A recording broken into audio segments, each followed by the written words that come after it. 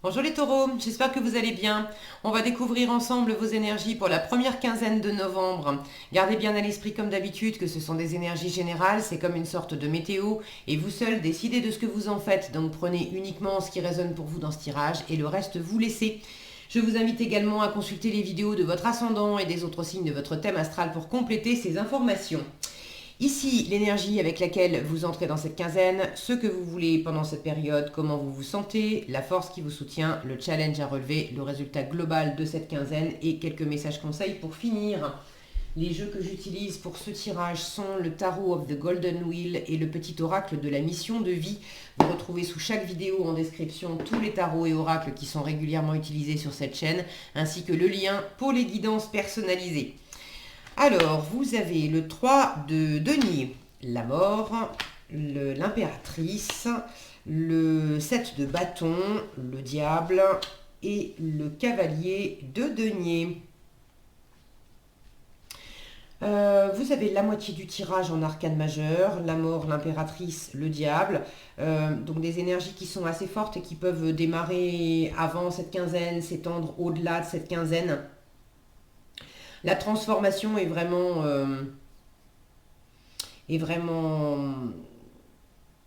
importante. Là, il y a un renouveau. Il y a un renouveau assez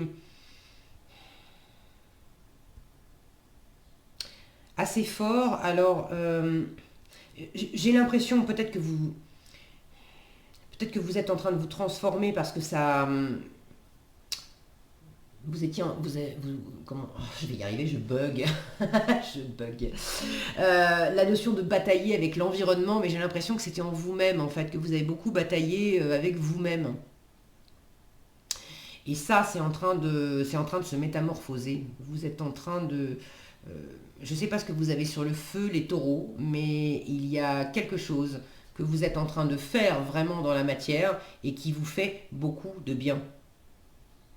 Alors ça peut être une activité professionnelle, ça peut être un nouveau projet de vie, ça peut être... c'est quelque chose que vous ne faites pas tout seul. Vous êtes en train de partager quelque chose, de créer quelque chose avec d'autres. Soit c'est vraiment de l'association, du partenariat, de la co-création, soit ça implique quand même d'autres personnes qui, euh, qui sont fiers de vous, qui vous ont demandé un coup de main, qui... C'est ce 3 de denier là, au début du tirage, vous êtes déjà en association, en co-création, en train de... Alors le personnage est seul là sur la carte, mais le 3 de denier c'est quand même une notion de faire ensemble. Euh, il y a une notion de créativité aussi pour les autres, de mettre au service. En fait, on met ses propres compétences, ses propres expériences, on met des choses de nos valeurs, de nos richesses, on met ça à contribution. On apporte aux autres. Le 3 de denier, c'est on partage les uns les autres, enfin chacun contribue à quelque chose, à une réalisation d'ensemble. Alors, bon, ça peut prendre bien des visages. Ça peut être au sein d'un couple de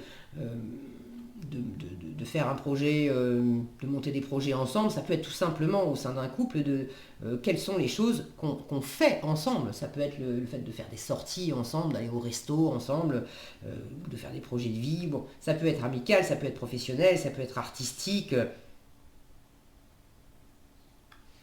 Et là, il y a la notion de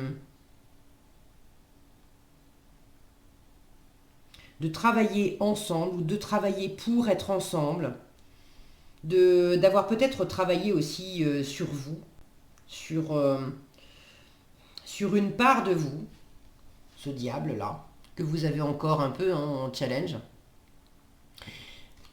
Pour moi, ce qui fait écho, c'est ces cartes sont sombres toutes les deux. Et là, j'ai quelque chose qui illumine, qui réchauffe, comme si vous étiez en train de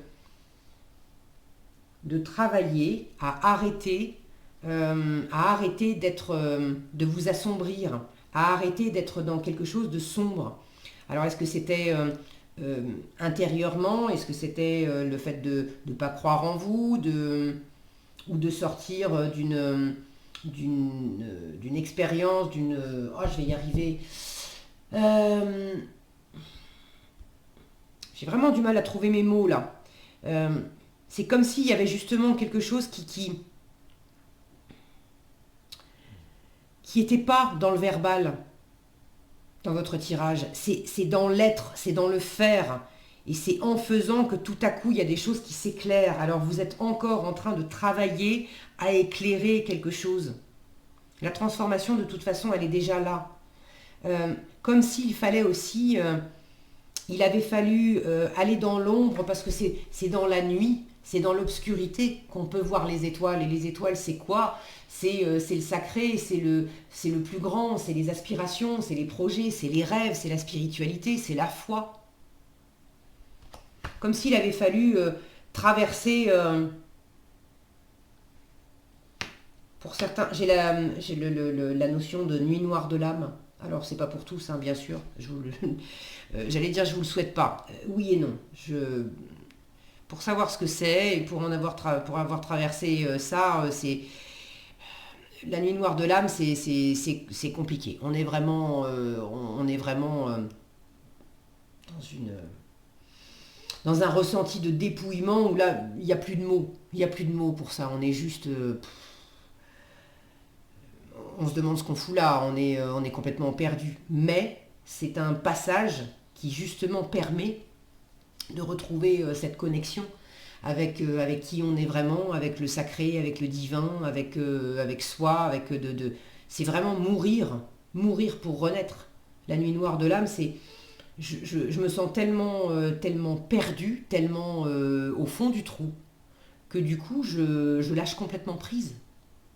Et en faisant ça, en ayant cette posture-là, ça me permet justement, ça permet au divin, ça permet à mon âme, à mon intuition de pouvoir réellement me guider. Donc il y a quelque chose qui est en train de s'éclairer, de se rééclairer, où vous avez traversé ça. Vous avez changé votre point de vue aussi. Votre façon, l'œil est important, le regard. Regardez, on a cette pousse. Alors ça me fait penser à des feuilles de chêne. Il y a quelque chose qui pousse dans l'œil de ce crâne de cerf. Donc là, j'ai une notion de longévité aussi. Autant le cerf, c'est symbole de force, de puissance, alors aussi de renouveau, de transformation. Le chêne, c'est quand même quelque chose qui est lent à croître, mais qui est très solide.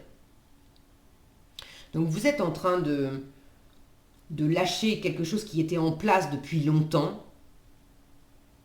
Et vous êtes en train aussi de bâtir, de construire, et possiblement pas tout seul, de mettre en place quelque chose de neuf qui aussi est voué à durer.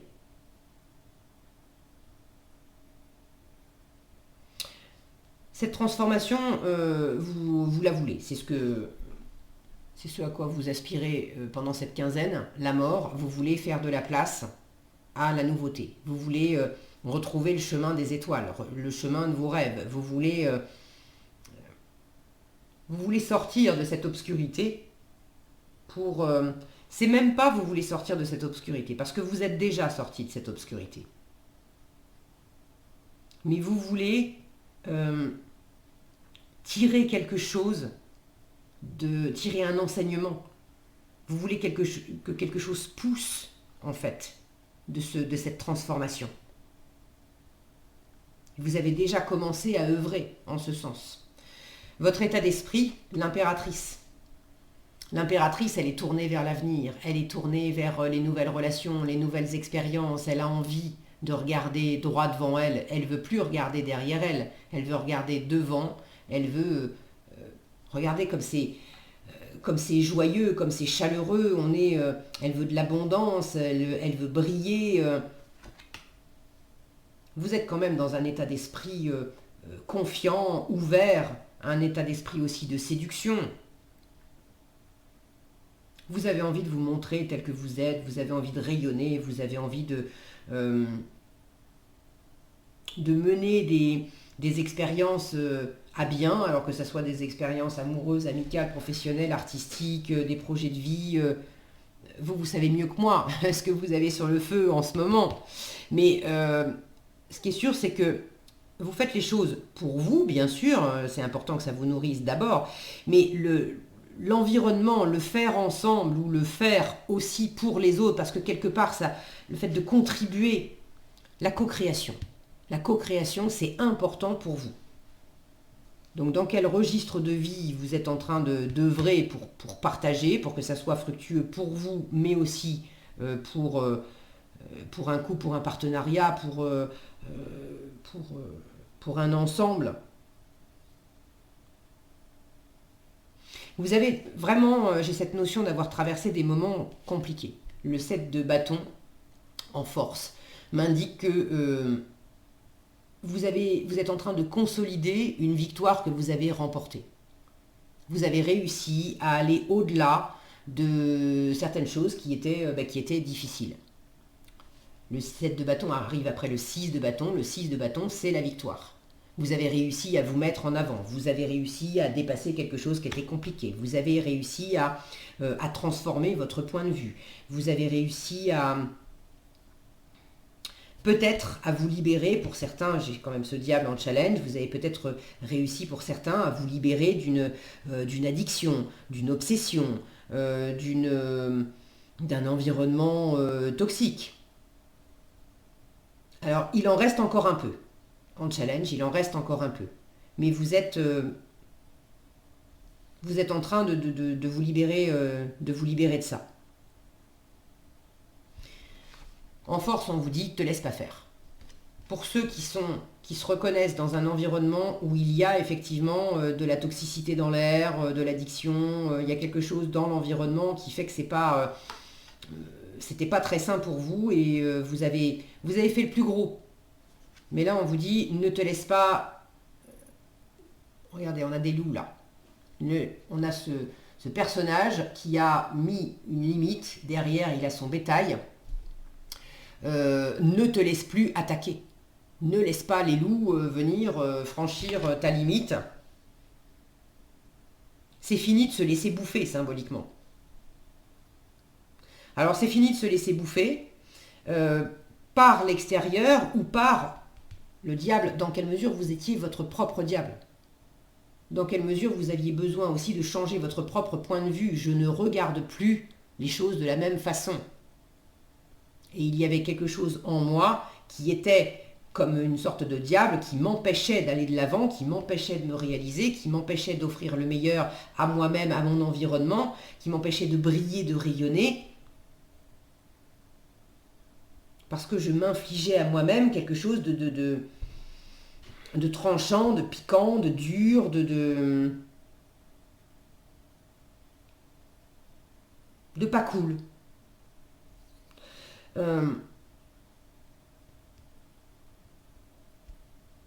Tenez bon, si vous êtes dans cette démarche-là, d'être en plein changement, mais tout n'est pas fait.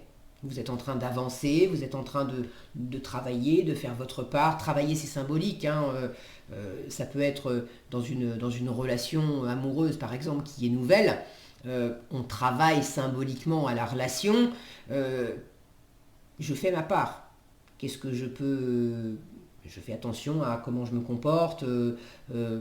Qu'est-ce que j'envoie à l'autre, mais qu'est-ce que je m'envoie à moi-même aussi pour que ça soit le plus sain et le plus serein possible. Et je fais attention à observer quels sont mes anciens schémas où je sais que ça ne m'a pas servi dans le passé.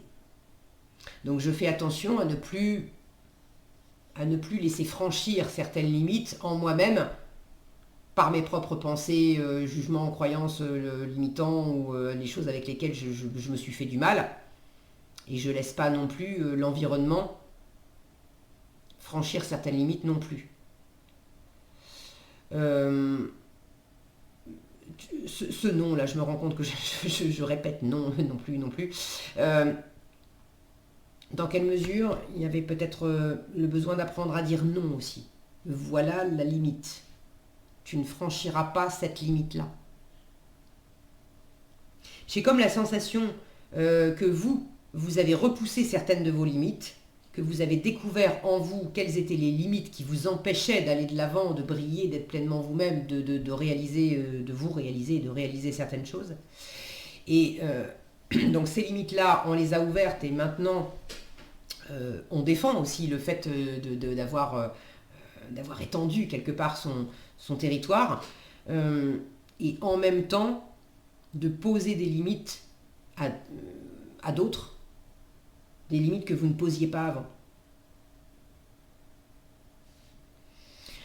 Donc en challenge, il peut y avoir encore ce que je vous décrivais, hein, encore encore un peu d'addiction, encore un peu de toxicité, encore un peu de relations dominant-dominé, du contrôle, de l'agressivité. Attention à ne pas vouloir peut-être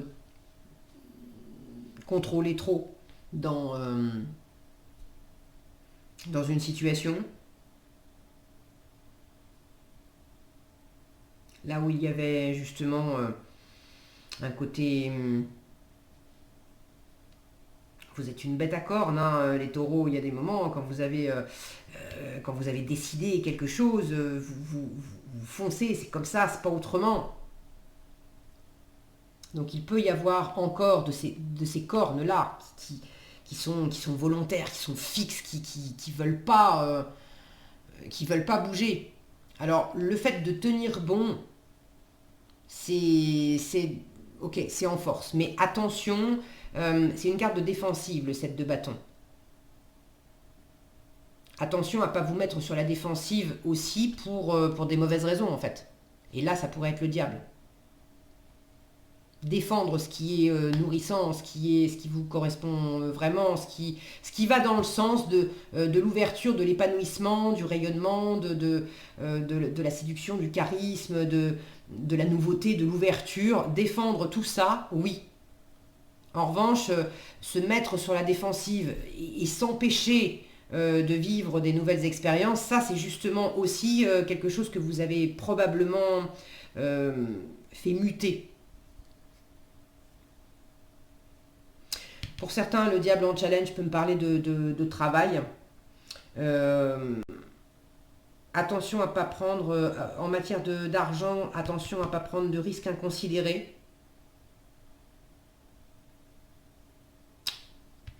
Vous avancez dans quelque chose, si c'est matériel, on avance, oui, mais lentement, mais sûrement. Tranquillement, posément. Avec les deniers, on ne se précipite pas. Avec un cavalier de denier en résultat de votre tirage, une étape après l'autre, vous êtes en train de bâtir quelque chose. Vous avez quelque chose à offrir aussi, vous offrez vos valeurs, vous offrez vos compétences. Vous êtes en train de mettre en place, de développer une relation, de développer un projet. Bon, mais le cavalier de denier, il est fiable. Et il est fiable parce qu'il avance une étape après l'autre. Là où il est passé, le cavalier de denier, on sait que les choses sont faites et bien faites. On n'a pas besoin d'y revenir, mais parce qu'il a pris son temps. Donc attention à ne pas vous précipiter, attention à ne pas chercher à contrôler les choses, attention à ne pas vous laisser faire si c'est l'environnement qui essaye de vous contrôler ou de vous speeder. Si vous avez des investissements financiers à faire, soyez dans la prudence et avancez lentement cette semaine, on ne se précipite pas. Il peut y avoir aussi peut-être une surcharge de travail. Donc attention aussi à gérer les choses, à pas vouloir aller trop vite, à pas vouloir trop en faire. C'est important de trouver le bon rythme. Jusqu'à quel point on est dans les bâtons, hein, donc on est dans l'énergie vive, on avance, on bouge, on bosse, on est animé, très bien. Mais elle est où la limite ? Où ça me maintient dans quelque chose de sain, de serein, d'épanouissant, d'agréable, etc. Et si je vais au-delà de cette limite, je deviens un loup pour moi-même, où je me mets trop de pression, où je me fatigue, où c'est plus... c'est de l'ego, le diable. Je vous disais, c'est comme si j'avais cette sensation qu'on a besoin de se mettre au contact avec cette... Vous aviez besoin de traverser quelque chose de sombre pour vous remettre en contact avec votre part plus intuitive, avec l'univers, avec le fait de retrouver la voix de qui vous êtes profondément, de ce qui vous anime profondément. Donc attention de ne pas vous laisser réenfermer par le mental qui pourrait vous dire « Ah, mais si, mais vas-y, fais-en davantage encore. Non, vous êtes capable de sentir où est cette limite. Ok. En résultat, quelque chose qui avance lentement, sûrement, c'est fiable, c'est abondant, c'est posé, c'est tranquille. Si on vous fait une offre, examinez-la. Le tout, c'est de pas, si on vous fait une offre, mais qu'on vous presse de vite faire les choses, là, non. On y va lentement, mais sûrement. Ok, en conseil, vous avez réveille le guérisseur en toi. Alors, j'ai pas de carte qui me parle vraiment de guérisseur, mais si vous avez ce message-là, c'est pas pour des prunes. Et un peu d'humour te ferait du bien. Peut-être le fait de sortir de ce côté un peu raide que je peux avoir. Je vous parlais des cornes là, d'être un peu fixe. Alors, réveille le guérisseur en toi. On vous dit tu as des talents de guérisseur prêts à se révéler et qui font partie de ta mission de vie. Vois la guérison au sens large, mot du corps et de l'âme. Demande-toi de quelle façon tu peux guérir le monde. Alors, si vous avez ce message, c'est qu'il est pertinent pour certains d'entre vous. Et puis, c'est aussi, demande-toi de quelle façon tu peux guérir le monde, comment je peux participer à travers qui je suis, à travers ce que je fais, comment je peux apporter ma contribution au monde et rendre le monde meilleur. Un peu d'humour te ferait du bien. Qui a dit qu'il fallait être si sérieux ? Ris de la situation et de toi-même. Vivre sa mission de vie est une aventure joyeuse et riche. Aujourd'hui, fais quelque chose d'amusant. Soyez dans cet état d'esprit. Vous l'êtes déjà, hein, mais ne sortez pas de cet état d'esprit d'impératrice qui est dans la joie, dans la bonne humeur. Elle aime rire, elle aime partager, elle aime séduire, elle aime... Donc ne vous renfermez pas, d'accord, ne ramenez pas trop d'ombre à être le nez dans le guidon et à être dans quelque chose, oui, de trop fixe et de trop sérieux. Voilà ce que j'avais pour vous les taureaux, j'espère que cette vidéo vous sera utile. Si elle vous a plu, je vous invite à la liker, la partager, la commenter. Et pour être averti quand je publie de nouvelles vidéos, il suffit de vous abonner et d'activer la cloche des notifications. Prenez bien soin de vous, passez une excellente quinzaine et je vous dis à bientôt dans un prochain tirage.